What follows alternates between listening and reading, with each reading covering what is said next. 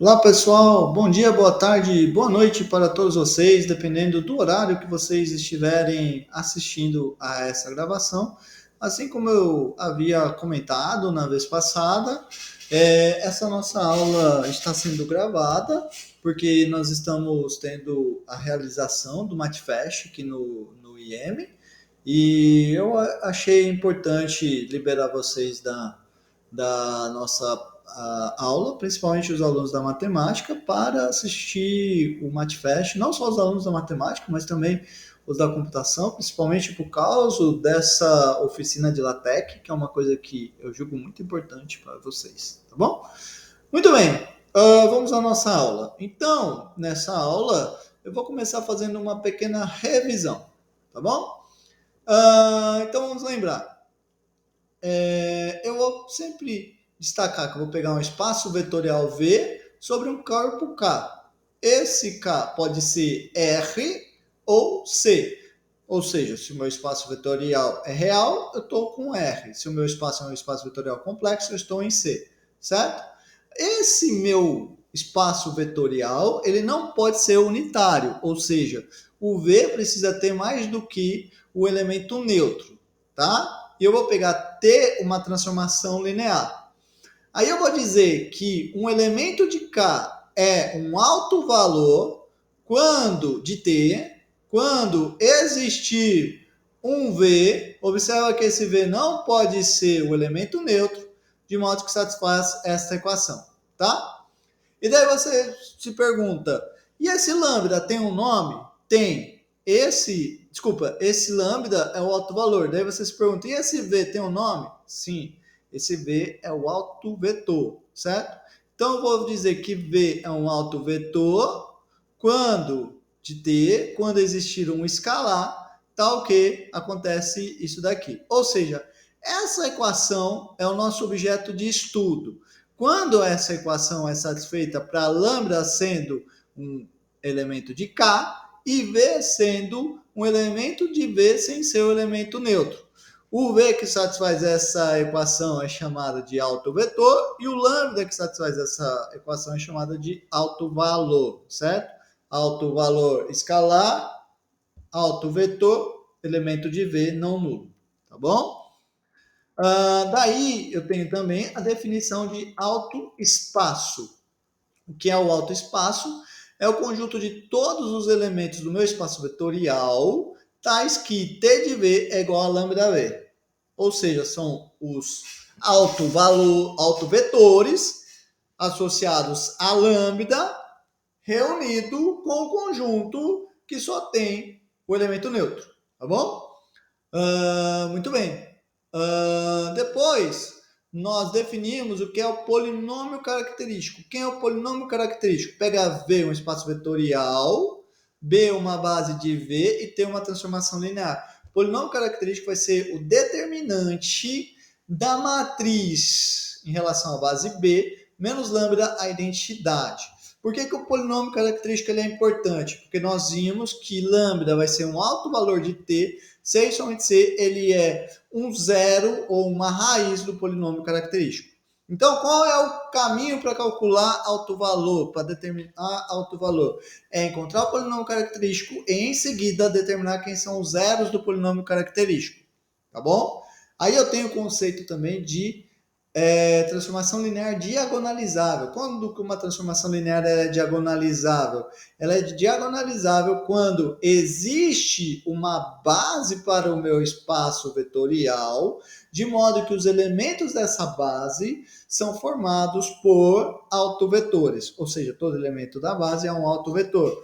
Se o elemento da base é um autovetor, então isso quer dizer que para cada elemento da base existe um escalar de modo que T de VJ é igual a lambda J VJ, tá bom? Consequentemente, se eu construir a matriz da minha transformação linear em relação a essa base, eu vou ter uma matriz diagonal. E é por isso que a transformação linear, que tem essa propriedade de ter uma base formada por autovetores, ela é chamada de transformação linear diagonalizável. Por quê? Porque existe uma base do espaço vetorial em que a minha transformação linear, a matriz da minha transformação linear em relação a essa base é uma matriz diagonal, tá bom? Muito bem. Aí o que acontece? Aqui, quando eu coloco esses lambdas, eles podem estar repetindo, certo? Vamos supor que eu vou pegar agora esses lambdas sem repetir. Ou seja, vou supor que todos os zeros do meu polinômio característico são lambda 1 até lambda k, pensando nesses zeros distintos.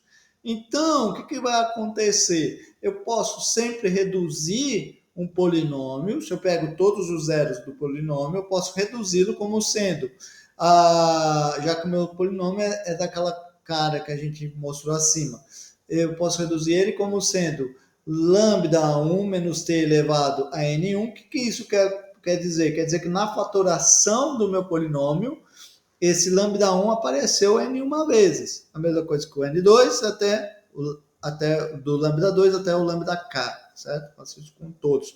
Então, quer dizer que cada um desses bichinhos aqui, ó, são distintos, são todos termos distintos, tá? Eu estou colocando aqui quantas vezes eles aparecem. Por que isso é importante? Porque esse n aqui, eles vão receber um nome especial. NJ é o que eu chamo de multiplicidade algébrica de lambda j, certo? Tem a algébrica e tem a geométrica. Quem é a geométrica?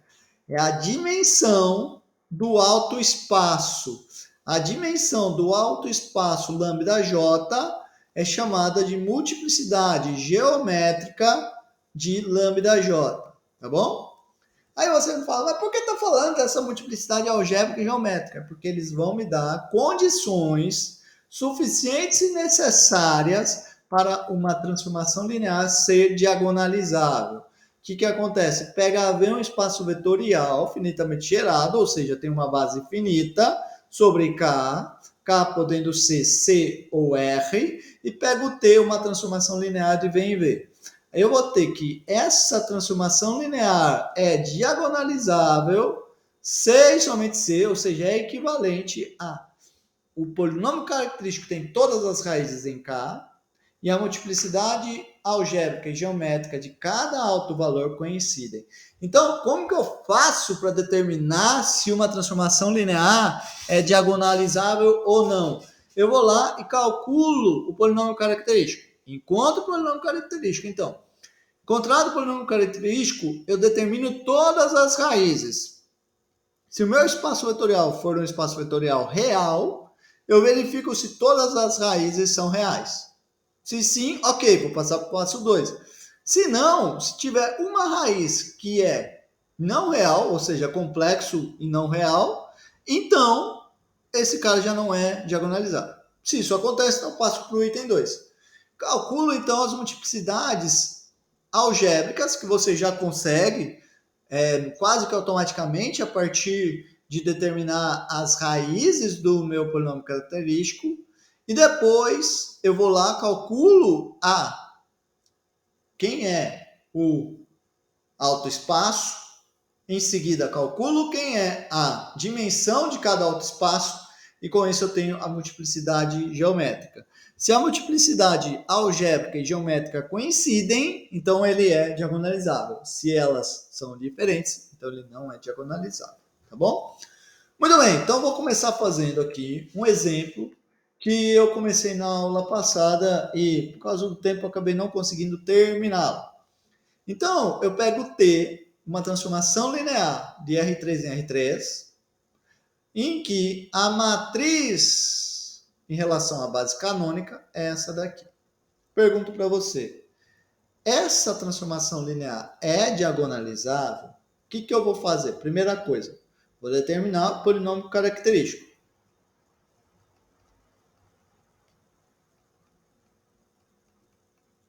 Quem é o polinômio característico? É o determinante de A menos X identidade.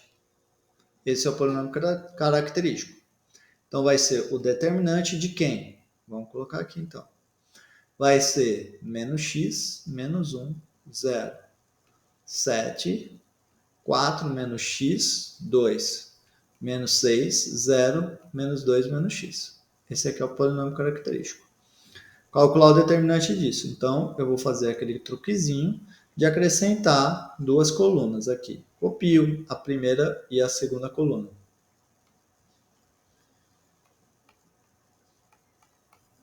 Certo? Aí, eu venho agora e faço aquela coisinha. Cadê? Aqui. Então, venho, faço aqui, ó. Primeiro, depois esse, depois esse. E voltando. Esse e esse, certo? Então, quanto que vai dar esse cara? Deixa eu só... Pronto. Então... Eita, travou aqui. Pronto, cadê? Minha ponta sumiu. Aqui, achei. Esse cara... que tá no verde ainda. Esse cara vai ser igual, então, ao quê? Multiplico isso, então vai dar menos x, 4 menos x, menos 2 menos x, certo? Vou botar um pouco mais para baixo, porque não vai caber tudo lá. Agora, eu faço a multiplicação do outro. Observa que nesse termo aqui, ó, aparece 2 zeros, né? Então, zerou. E em seguida, eu vou ter menos 6 com menos 1 mais 6 vezes 2. Estou fazendo essa multiplicação aqui, ó. Vai dar, então, mais 12. Agora eu volto. No que eu volto é negativo, né? Então, com o sinal de menos. Então, menos 7 com menos 1 dá mais 7, vezes menos 2 menos x, certo? Aqui, depois eu tenho o termo zero, ó, nessa voltando. Então, não vou colocar. E nesse aqui também eu tenho o termo zero, aqui, ó, embaixo. Então, também não vou colocar, tá bom? Vou obter esse cara aqui. Então, vamos calcular. Vai dar menos x, menos 8, menos 4 com mais 2, menos 2x, mais x ao quadrado, mais 12, menos 14, menos 7x. Então, esse cara aqui vai dar menos x ao cubo, mais 2x ao quadrado, mais 8x, menos 2, menos 7. Então, eu vou obter menos x ao cubo, mais 2x ao quadrado, mais 8x.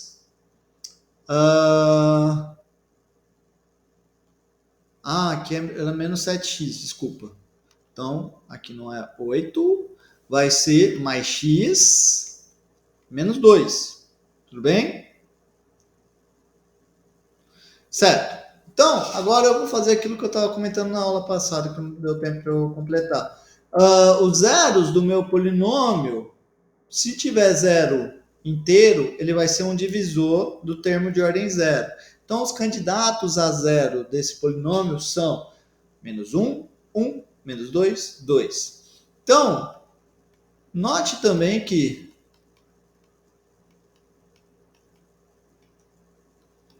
vamos testar então. 1 será que é raiz? 1 é raiz. Por quê? Eu vou ter esse cara vai ser menos 1, mais 2, mais 1, menos 2. Isso dá zero. Então, 1 é raiz.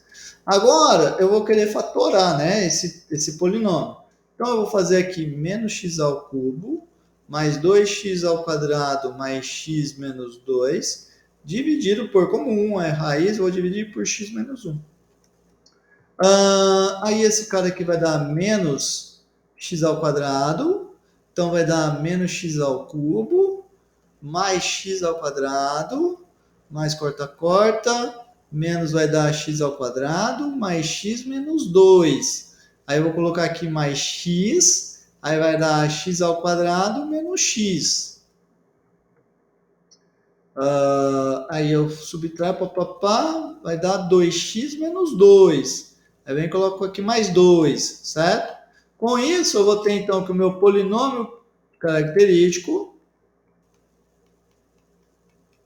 vai se escrever como sendo x menos 1. Ah, faltou eu fazer um passo, né?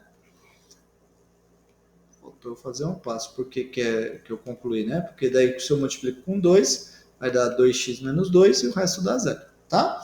Consequentemente, o meu polinômio característico vai se escrever como x menos 1 vezes menos x ao quadrado mais x mais 2, tá bom? Agora, eu vou fatorar esse termo aqui, tá bom? Para ficar mais fácil, eu vou escrever assim, ó, menos x menos 1 vezes x ao... Coloquei em evidência o menos daqui, tá? Do segundo termo. Menos x menos 2. Aí, usando o soma e produto, eu vou poder, então, escrever esse cara como sendo menos x menos 1, x mais 1, x menos 2. Aí, eu quero escrever que nem eu escrevi lá em cima, né? Lambda menos x. Aqui está x menos um termo. Mas não tem problema, porque eu observo que menos é a mesma coisa do que menos 1 ao cubo. E daí, cada um desses menos 1 ao cubo é a mesma coisa que menos 1 vezes menos 1 vezes menos 1. Certo?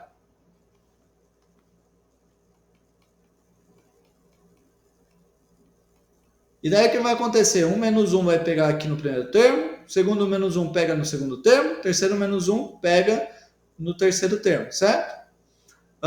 Então vou ficar aqui com menos x mais 1, menos x menos 1, menos x mais 2. Aí para ficar parecido com o que a gente colocou lá acima, eu vou ter então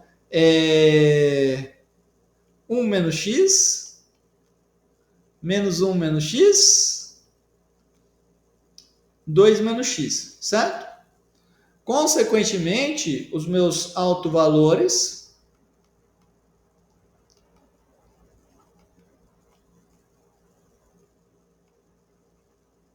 são lambda igual a 1, são as raízes, lambda igual a menos 1 e lambda igual a 2, certo? Cada um desses termos aqui, ó, vai ser um autovetor, autovalor, desculpa, sempre. Quem é a multiplicidade? Observa que em todos eles, aqui acima, ó, não tem nada. Quando não tem nada aqui em cima, quer dizer que tem 1, certo? Então, a multiplicidade de cada autovalor, nesse exemplo, é 1. Multiplicidade algébrica de lambda igual a 1 é 1, de lambda igual a menos 1 é 1, e de lambda igual a 2 é 1, tá bom? Agora, para determinar se o meu objeto ele é diagonalizável ou não, eu vou determinar o autoespaço e depois calcular a dimensão do autoespaço. A dimensão do autoespaço é a multiplicidade geométrica, ela tem que coincidir com a algébrica, ou seja, para ser diagonalizável, eu vou ter que ter que cada um desses autoespaços vão ter que ter dimensão 1, já que todos os meus autovalores têm multiplicidade algébrica 1, tá bom? Então, determinando. Agora, eu vou determinar, então, o autoespaço, no caso 1, lambda igual a 1. Para isso, eu vejo que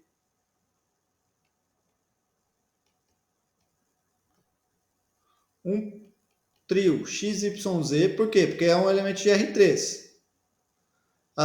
Pertence a V1. Se e somente C, vai acontecer o quê? Sempre. O que eu vou fazer? Eu vou pegar a minha matriz da transformação. Estou na base canônica, certo?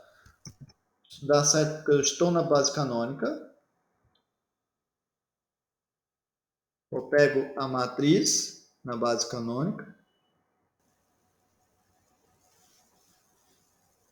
e vou multiplicar a minha matriz por XYZ. Como eu quero um elemento do V1, isso vai ter que ser igual a 1. Esse 1 aqui, ó, é o que aparece aqui, tá bom? Vezes XYZ. E daí eu vou determinar XYZ que satisfaz isso, tá? Então vai ser XYZ satisfazendo o sistema 7x menos, desculpa, 7y. 7y menos 6z igual a x, menos x mais 4y igual a y, 2y menos 2z igual a z, tá bom?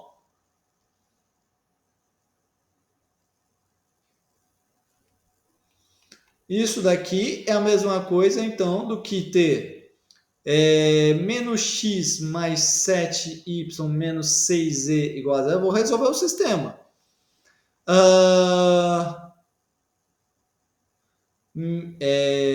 Menos x mais 3y igual a zero. E eu vou ter aqui, vou botar esse cara aqui um pouco mais para cá, né? Não está fazendo muito sentido ele ficar aqui. Pronto.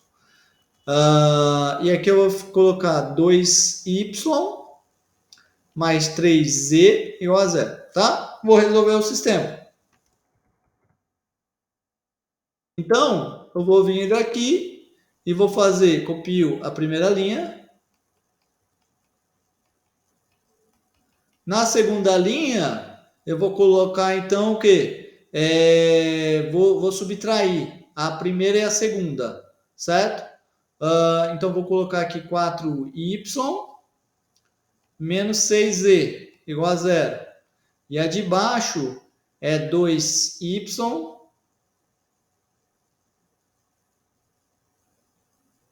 Peraí. Aqui era menos 3z, né? Desculpa. Era para ser menos, eu errei o sinal. Menos 3z igual a zero, certo? Aí você observa que a de cima é um múltiplo de 2 da de baixo. Então, posso eliminar essa segunda, tá? Já que ela é um múltiplo da terceira. Então, eu vou ter o seguinte. Eu vou ter aqui o quê? O meu z deve ser 2y sobre 3, certo? E o meu x deve ser menos 7y mais 6z. Quando eu substituo esse y aqui, vai dar então menos 7y mais 12. Na verdade, dá para simplificar, né? 2, 4z, que vai dar igual a menos 3, desculpa, y, que vai dar menos 3y. Certo? Contrário, desculpa. Vamos fazer de novo aqui essa conta. Errei o sinal e daí bobeou tudo. Vamos lá, fazer de novo. Então, vou pegar esse x e vou passar para o outro lado. Aí, vou ter aqui 7y menos 6z. Aí, quando eu substituo, vou colocar 7y menos 6 vezes 2y sobre 3. Então, vai ficar 7y menos 2 com 2, menos 4y. Ou seja, o meu x, eu determinei que ele vai ser igual a 3y, certo? Então, eu encontrei aqui o valor de x e o valor de z. Deste modo, quem que vai ser, então, o meu autoespaço?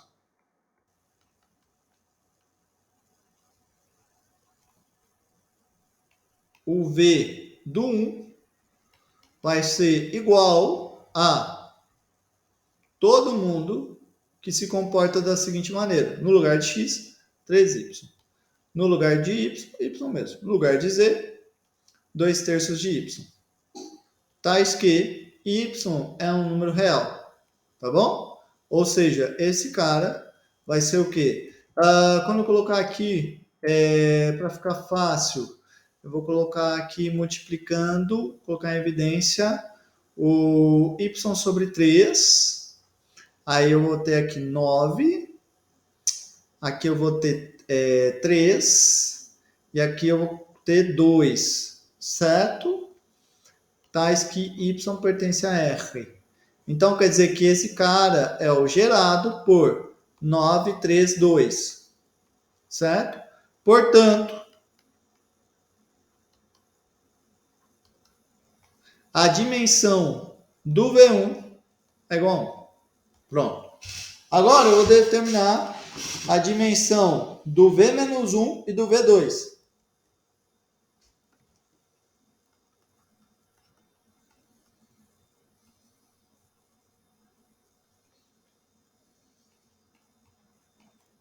Menos 1 primeiro, né? Menos 1. No menos 1, eu vou fazer a mesma coisa que eu fiz aqui. Vou resolver o sistema. Sistema dado por esse bicho aqui. Só que eu tenho que tomar um cuidado. Qual é o cuidado? Sempre lembrando. Agora, no menos 1, esse termo aqui, ó, não é 1. Ele é menos 1, certo? Que é sempre igual. Esse daqui com esse daqui, tá? Aí você vem, calcula esse sistema. Vou cair em qual sistema? Vou cair no bem parecido com o de antes. Bem parecido com o de antes. 7y menos 6z igual a menos x. Menos x mais 4y igual a menos y. 2y menos 2z igual a menos e, certo? Aí eu vou fazer igual no outro, vou deixar de exercício para vocês. E o que acontece de interessante é que no final você vai chegar que o V do menos 1 vai ser gerado por 5, 1, 2. Isso me implica que também a dimensão do V do menos 1 é 1. Aí você vai, e vou deixar aqui de exercício para vocês, e também calcula quem é o V do 2. O V do 2 você vai ver que vai ser o gerado por 4, 2, 1. E, consequentemente, a dimensão do V do 2 também é 1. O que é legal daqui, então, que você vai ter? Vai ter exatamente o que eu falei. A multiplicidade algébrica do 1 é esse bicho aqui. E a geométrica também vai ser 1, que é a dimensão do V1, certo? A multiplicidade algébrica do menos 1 é 1, por causa disso daqui. E a multiplicidade geométrica do menos 1 também é 1, por causa disso. A multiplicidade algébrica do 2 é 1, por causa desse cara aqui. E a multiplicidade geométrica do 2 também é 1, por causa desse cara aqui. Ou seja, as multiplicidades algébrica e geométrica coincidem, certo? Então, portanto,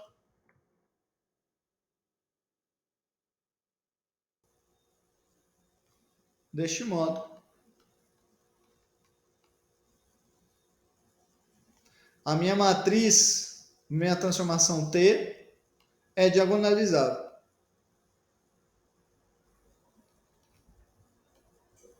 Certo? Bom, agora, vamos nos lembrar uma coisa. Se ela é diagonalizável, isso então, se ela é diagonalizável, eu vou ter o quê? mais ainda. Vai existir uma matriz D diagonal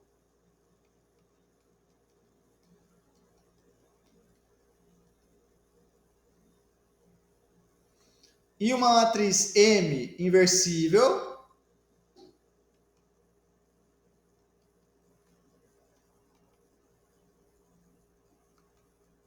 tal que a minha matriz diagonal se escreve como sendo a inversa dessa M vezes a A vezes a M. Vocês se lembram quem que vão ser essas matrizes? Bom, essas matrizes são calculadas do seguinte jeito.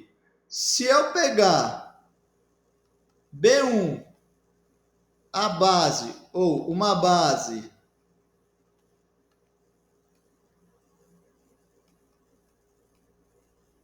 de B, nesse caso R3, formada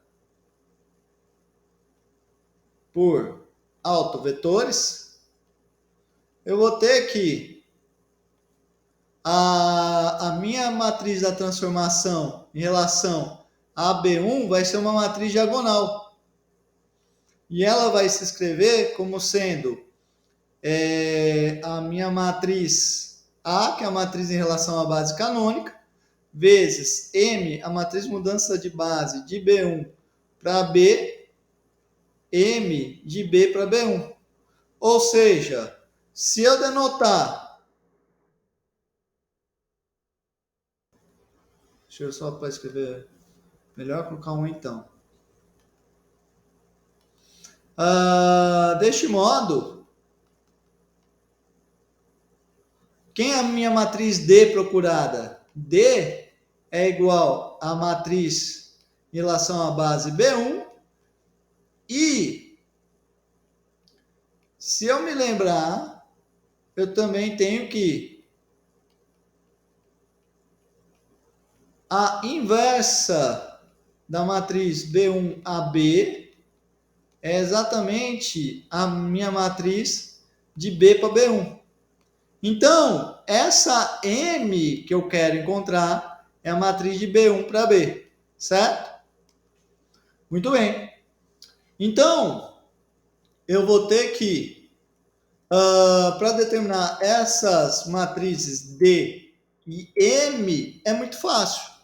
Então, eu vou primeiro determinar quem é a base B1.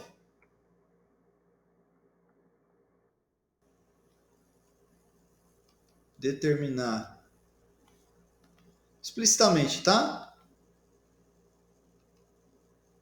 D e M, considere B1. Quem vai ser B1? B1 eu tenho que pegar uma base formada por autovetores. Como que eu faço para determinar essa base formada por autovetores? Eu vou caçar nos autoespaços. Veja que o autoespaço V1 ele foi gerado por esse cara aqui. Então, esse bicho eu vou colocar na minha base de autovetores. Ó, do V1. Pumba. Vai lá para o meu conjunto da base. Pumba. Quem vai ser o outro cara? É o do B-1, que foi esse cara aqui, ó.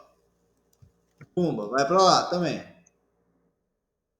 E por fim, eu coloco o meu V2.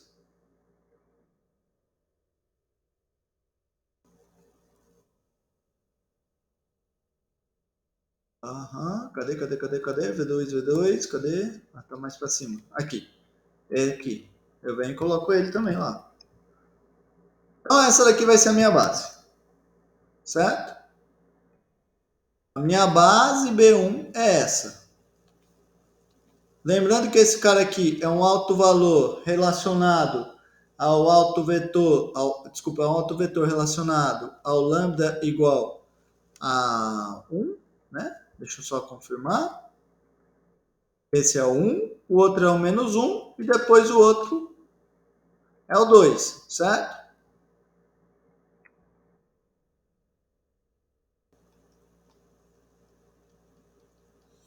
Portanto,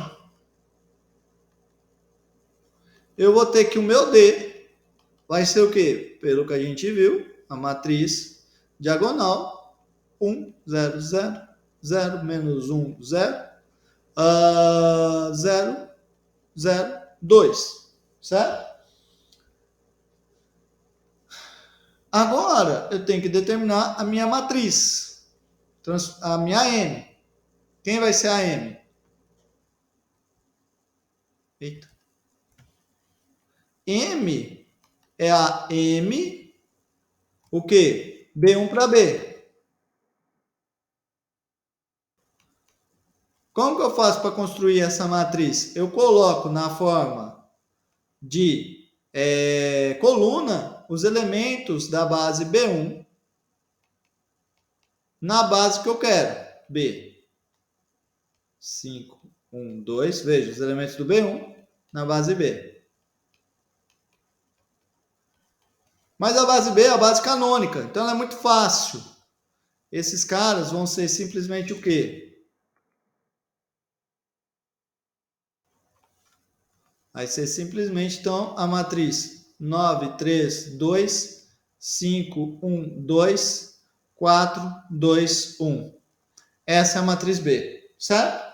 Então, determinei a minha matriz D e a matriz M, de modo que eu posso escrever a minha matriz A dessa maneira. A minha matriz diagonal igual a inversa de uma M vezes A vezes outra M, vezes a M, tá bom? Muito bem. Terminamos então esse exemplo. Vamos fazer agora outro exemplo.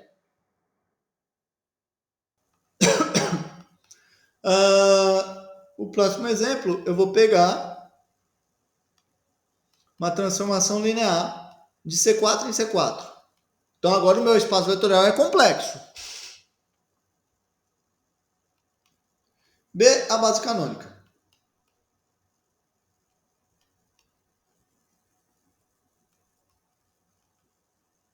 Sejam T, assim, e B, a base canônica, de modo que a minha transformação em relação à base B é essa matriz A, que vai ser a seguinte matriz: 2, 0, 0, 0, 1, 2, 0, 0, 0, 0, 1, 4, 0, 0, 1, menos 2. Tá bom? Essa é a minha matriz. Agora, eu pergunto para vocês: T é diagonalizável?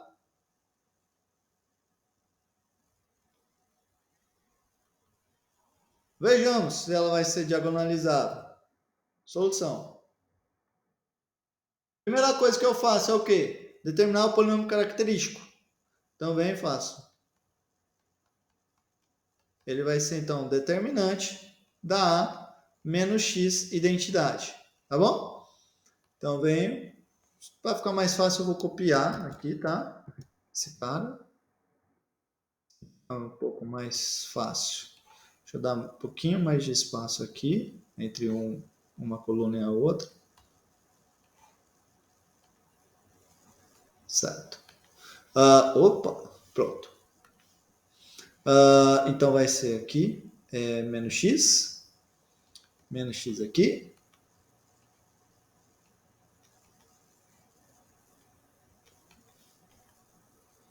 Aqui.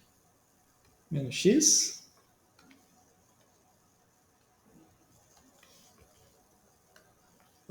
Por fim, aqui nessa. Opa.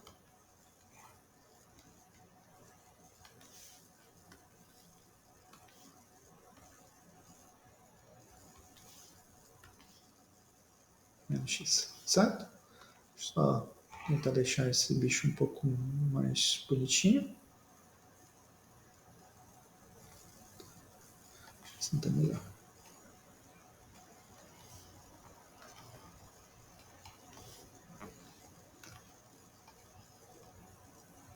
Pronto. Agora eu vou calcular esse determinante. Aqui ficou meio feio. Deixa eu só ajeitar aqui. Menos 2 menos x. Então, vou calcular o determinante. Observa que eu tenho esse termo aqui, ó. Na primeira coluna, ele é o único que é diferente de zero. Então, vou usar aquela regra que a gente conheceu, certo? Que fica mais fácil, de cofatores. Então, o determinante desse cara vai ser o quê? Opa, esqueci do fundamental, né? Escrever det de determinante. A gente se lembrar que estamos calculando determinante. Então, esse cara vai ser menos 1 elevado a 1 mais 1. Depois o termo 2 menos x. E depois o determinante do que sobra quando eu retiro essa linha e essa coluna. Então, vai ser o determinante de 2 menos x, 0, 0. 0, 1 menos x, 4. 0, 1, menos 2 menos x. Certo?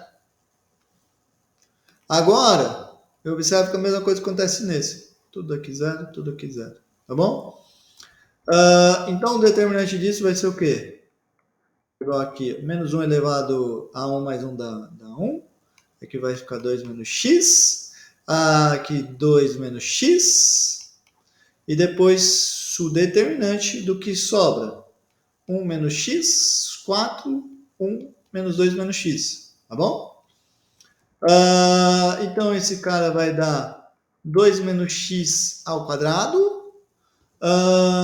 Daí eu vou ter que... Aqui eu vou ter também esse vezes esse. Então, vai dar menos 2. Menos 2 com menos 1, menos 3x. Mais x ao quadrado. Menos 4. Então, isso aqui vai dar 2 menos x ao quadrado. X ao quadrado. Menos 3x menos 6. Tá bom?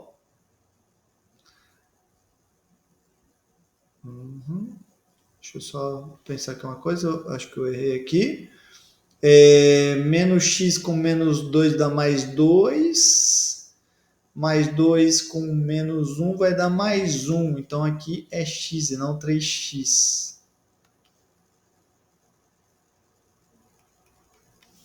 Aqui, mais x. Desculpa. Muito bem. Então, esse cara vai dar 2 menos x ao quadrado. Aqui eu posso simplificar. Opa, contrário aqui. Aí eu vou ficar aqui com x menos 2 e x mais 3. Essa é a maneira que a gente está mais acostumado a colocar, mas eu sempre quero o contrário, número menos x. Então, eu vou observar aqui é a mesma coisa que colocar vezes 1, que é a mesma coisa que menos 1 vezes menos 1. Certo?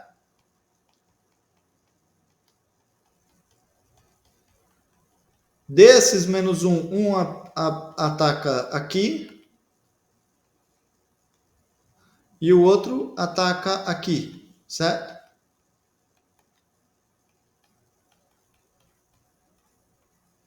Então, aqui vai ficar 2 menos x e ali fica menos 3 menos x. Então, esse termo vai dar 2 menos x ao cubo menos 3 menos x, tá bom?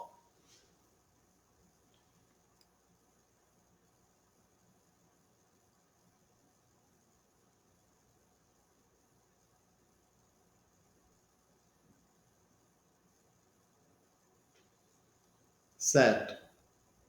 Agora, então, os autovalores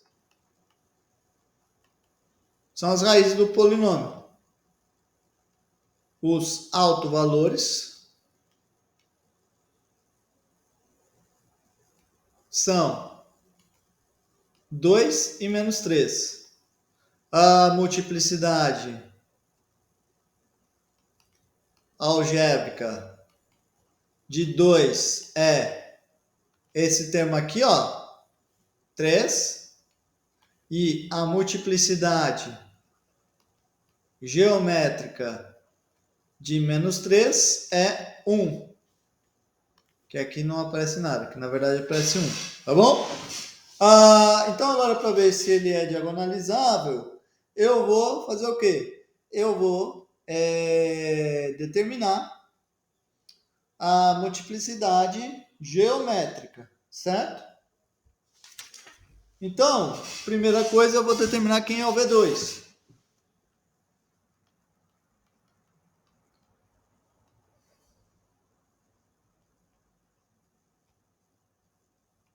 Quem vai ser o V2? Então, eu vou calcular aquela coisa. Pego a minha matriz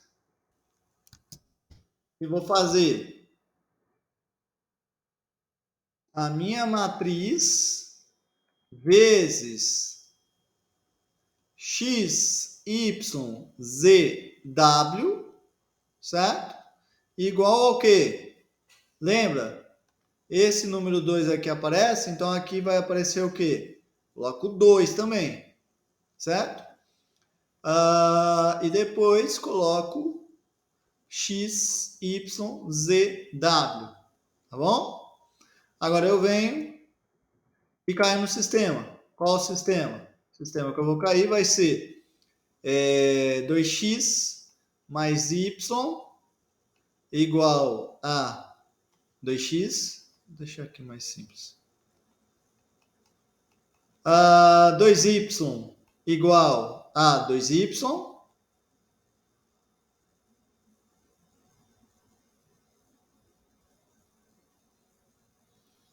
Depois,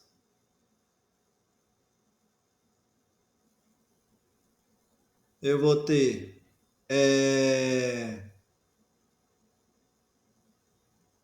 z mais w igual a z. 4z menos 2w igual a w.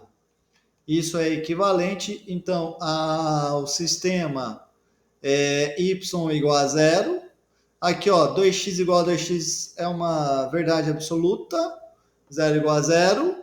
Se eu passo menos 2y para o outro lado, por exemplo, eu vou ter 0 igual a zero. Essa daqui é w igual a zero. E a última, eu vou ter que 4z.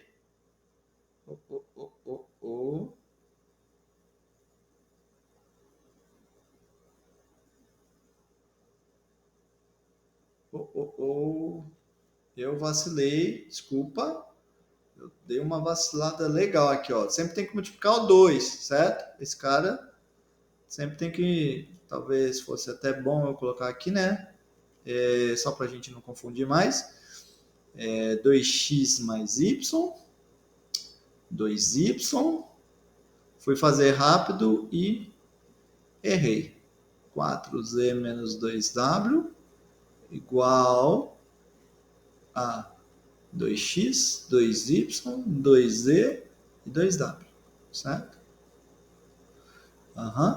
Então aqui faltou colocar 2z e 2w.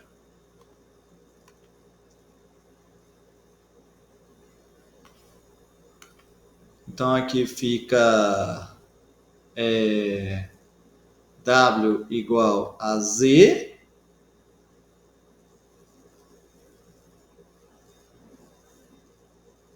E na de baixo,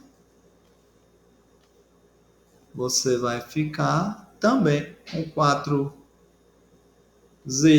igual a 4w. Então veja que a última é igual à penúltima, a equação, quer dizer a mesma coisa, certo? Portanto, o meu V, o quê? V2 vai ser o quê? Então vamos lá, x. Alguma coisa que compete a x? Não. Então coloco x, vírgula. Y. O que eu achei? Y igual a zero. Pumba. Z. O que eu achei? Z igual a W. W. E W. Tá? O que x e W pertencem aos reais. Então, esse cara vai ser o quê? Vai ser o cara que se escreve da forma.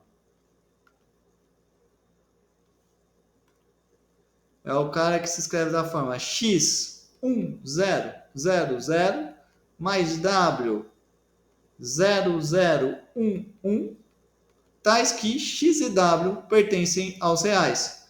Ou seja, esse cara é gerado por 1000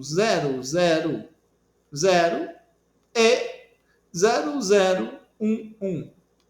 Observa ainda que esses dois termos aqui são LI, então formam uma base para o meu V2. Portanto, a dimensão do V2 é 2. Concluindo que a multiplicidade geométrica de lambda igual a 2 é 2 e a multiplicidade algébrica de lambda igual a 2 é quanto? A gente colocou aqui, ó, multiplicidade algébrica é 3.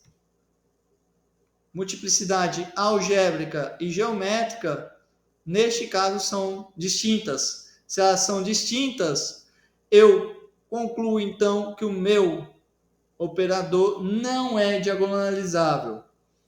Pelo teorema, segue que T não é diagonalizável.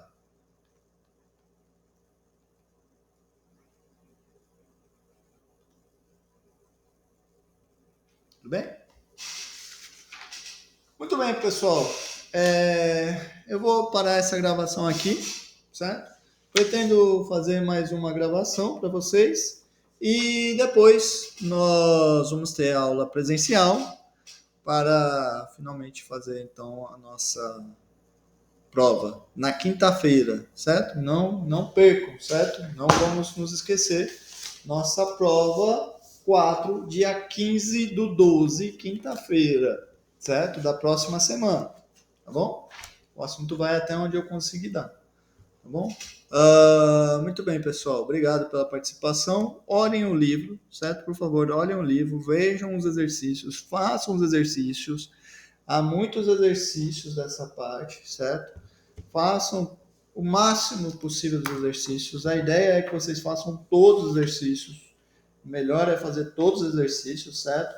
Então, lembrando que dessa nossa avaliação quarta, que será a parte de determinante, que é o capítulo 7, e também na segunda parte, capítulo 1, de diagonalização e a gente só vai fazer diagonalização, que é a parte da seção 1 do capítulo 1, 2 do capítulo 1, 3 do capítulo 1, eu pretendo fazer na próxima aula, se tudo der certo, tá bom? Obrigado então, pessoal, e até mais. Um abraço para vocês. Tchau, tchau.